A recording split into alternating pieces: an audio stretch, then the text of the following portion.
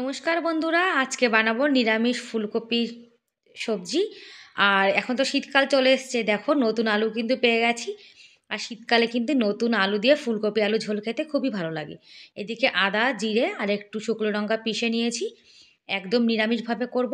আর এভাবে নিরামিষভাবে করলে কিন্তু খেতে খুবই ভালো লাগে। আর সাদা তেল গরম করে নিয়েছি, এখন ফুলকপিটাকে সুন্দর করে ভেজে নেব।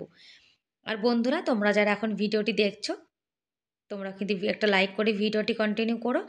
আর আজকের রেসিপিটি কেমন লাগলো তোমরা কিন্তু কমেন্ট করে অবশ্যই জানিও। ফুলকপিটা কিন্তু সুন্দর করে ভেজে নিয়েছি, একদম বেশি লাল লাল করব না। আর সবজি যত ভাজা হবে তত কিন্তু তরকারিতে স্বাদ হয়। আর ভিডিওটা যদি ভালো লাগে তাহলে প্লিজ একটা লাইক একটা সাবস্ক্রাইব করে আমার চ্যানেলে পাশে থেকে যেতে পারো। আর শীতকালে কিন্তু এরকম নিরামিষ ফুলকপি রেসিপি গরম গরম ভাতের সঙ্গে, তারপরে পরোটা বলো রুটি বলো, সব কিছুর সঙ্গে খেতে কিন্তু খুব ভালো লাগে। কড়াইতে কিন্তু আরেকটু তেল গরম করে নিয়েছি, এবার এর মধ্যে একটা তেজপাতা আর একটুখানি জিরে দিয়ে দিলাম। তারপরে যে শুকনো লঙ্কা আদা জিরে পেস্ট করে রেখেছিলাম সেটা দিয়ে মশলাটা সুন্দর করে কষিয়ে নেব। আর মশলা যত ভালো কষানো হবে তত কিন্তু তরকারিতে স্বাদ হয়। আর এর মধ্যে কিন্তু আমি একটু কাশ্মীরি লাল লঙ্কার গুঁড়োও দিয়েছিলাম। তরকারিতে কিন্তু একটু কালার হলে দেখবে খেতেও কিন্তু ভালো লাগে।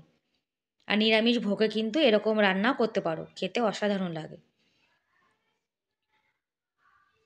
যে ফুলকপিটা ভেজে তুলে রেখেছিলাম সেটা দিয়ে এখন সুন্দর করে 5 মিনিট ভেজে নেব। আর শীতকালে কিন্তু এখন ফুলকপি তো বাজারে চলে এসছে, এখন কিন্তু বেশিরভাগ দিনই সবার বাড়িতে ফুলকপি হবে।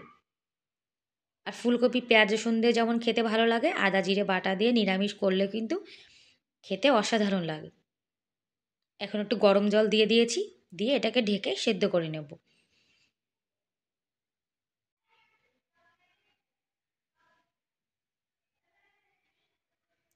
আর ফুলকপি কিন্তু বেশি গলে গেলে একদমই ভালো লাগে না। ফুলকপি একটু আস্ত আস্ত থাকবে, তাহলে কিন্তু খেতে বেশি ভালো লাগে। একটু চেক করে নিতে হবে যে ফুলকপি আলু গলেছে কি না। দেখো ফুলকপি আলু দুটোই কিন্তু গলে গেছে। ফুলকপি যখন একদম গলে যায় তখন কিন্তু খেতেও ভালো লাগে না, জানো তো। আর এখন একটু ভাজা মশলা দিয়ে দিলাম। আর নিরামিষ সবজির মধ্যে এরকম একটু ভাজা মশলা দিলে খেতে কিন্তু অসাধারণ হয়।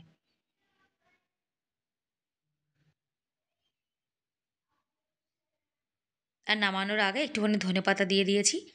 ধনেপাতা ছাড়া কিন্তু ফুলকপি রেসিপিটা একদম মনে হয় যেন অসম্পূর্ণ রয়ে গেছে। ধনেপাতাটা দিয়ে 2 মিনিট একটু ফুটিয়ে নেব।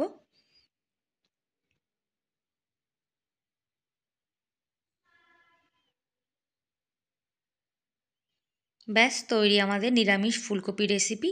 তোমরা বাড়িতে কিন্তু এরকম রেসিপি বানিয়ে দেখতে পারো, খেতে কিন্তু খুব ভালো লাগে।